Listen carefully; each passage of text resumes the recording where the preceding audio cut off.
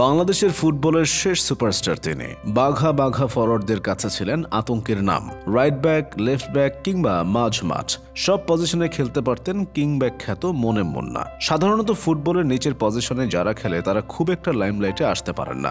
Striker বা মিডফিল্ডাররাই সমস্ত আলো কেড়ে নেন, কিন্তু তার বেলায় মুদ্রার উল্টো পিঠ। ডিফেন্ডিং পজিশনে খেলেও সমস্ত আলো নিজের দিকে কেড়েছেন এক মোনেম মুন্না। দলের নেতৃত্ব আর দুর্দান্ত পেশাদারিত্ব দেখিয়ে তিনি বাংলাদেশের ফুটবলের নায়ক বনে গিয়েছিলেন। দেশ ছাপিয়ে উপমহাদেশে ফুটবলেও লাল সবুজের বড় বিজ্ঞাপন হয়ে গিয়েছিলেন মোনেম মুন্না। কাঁটাতারের ওপারেও ছিলেন সমান জনপ্রিয়। ফুটবল বোদ্ধারা স্মৃতি রোমন্থন করেন ৮০ দশকের শেষ ভাগ আর ৯০ দশক জুড়ে দেশের ফুটবল ছিল পুরোপুরি মুন্নাময়। ১৯৯১ সালেই আবাহনী থেকে মুন্না পারিশ্রমিক পেয়েছিলেন ২০ লাখ টাকা।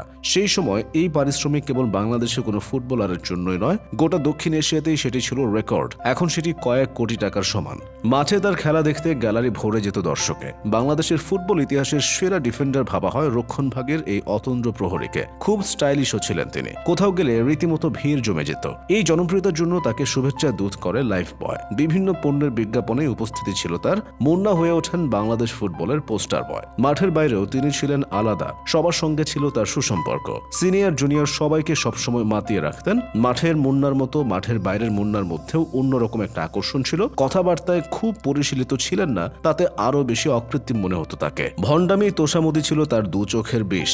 মুখের ওপর অপ্রিয় সত্যি কথা বলে দিতে দুবার ভাবেননি। এসবের জন্য তাকে ঘিরে এমনিতেই বাড়তে একটা আকর্ষণ তৈরি হতো। অসাধারণ খেলোয়াড়ি নৈপুণ্যের কারণে মাত্র ১৮ বছর বয়সে জাতীয় দলের জার্সি গায়ে ওঠে মোনেম মুন্নার। তারও ৪ বছর আগে মাত্র ১৪ বছর বয়সে যখন দ্বিতীয় বিভাগে অভিষেক, তখন বুঝিয়ে দেন তিনি এক বিরল প্রতিভা। একসময় দেশের ফুটবলের আতুরঘর হিসেবে পরিচিতি পাওয়া নারায়ণগঞ্জের জন্ম মুন্নার ১৯৬৮ সালের ৯ জুনে। ৮০ দশকের গোড়ার দিকে পায়োনিয়ার লিগ দিয়ে ঢাকার ফুটবলে পা রাখেন। ১৪ বছর বয়সে ১৯৮২ সালে দ্বিতীয় বিভাগে খেলেন শান্তিনগরের হয়ে। পরের বছর আসেন মুক্তিযোদ্ধায়। নামডাক ছড়ায় ১৯৮৬ সালে ব্রাদার্স ইউনিয়নের নাম লেখানোর পর। সে মৌসুমে দুর্দান্ত পারফরমেন্স করেন, নজর কাড়েন আবাহনী কর্তাদের। পরের বছরে আকাশে হলুদ জার্সিতে মাঠে। এরপর ১৩টি মৌসুম খেলেছেন একই জার্সিতে। এর মধ্যে ক্লাবকে শিরোপা জিতিয়েছেন ৫ বার। প্রথম যে বছর আবাহনীতে যান সে বছরই দরজা খোলে জাতীয় দলের। টানা খেলেন ১৯৯৭ সাল পর্যন্ত। ৯০ দশকের গোড়ার দিকে তার তারকা খ্যাতি ছিল আকাশ ছোঁয়া। সে সময় মুন্নার দিকে চোখ পড়ে যায় কলকাতার ঐতিহ্যবাহী ইস্ট বেঙ্গল ক্লাবের।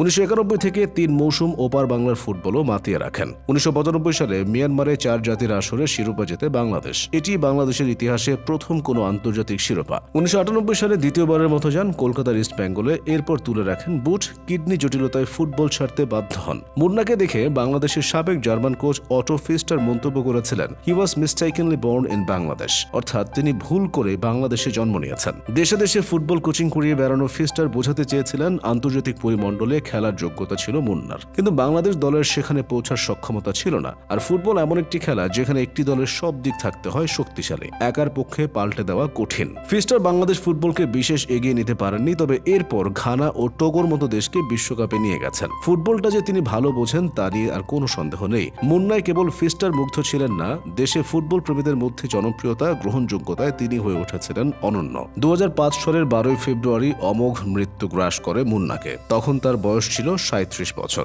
যে কিডনি জটিলতায় ফুটবল ছাড়তে বাধ্য হয়েছিলেন সেটি কেড়ে নেয় তার জীবন।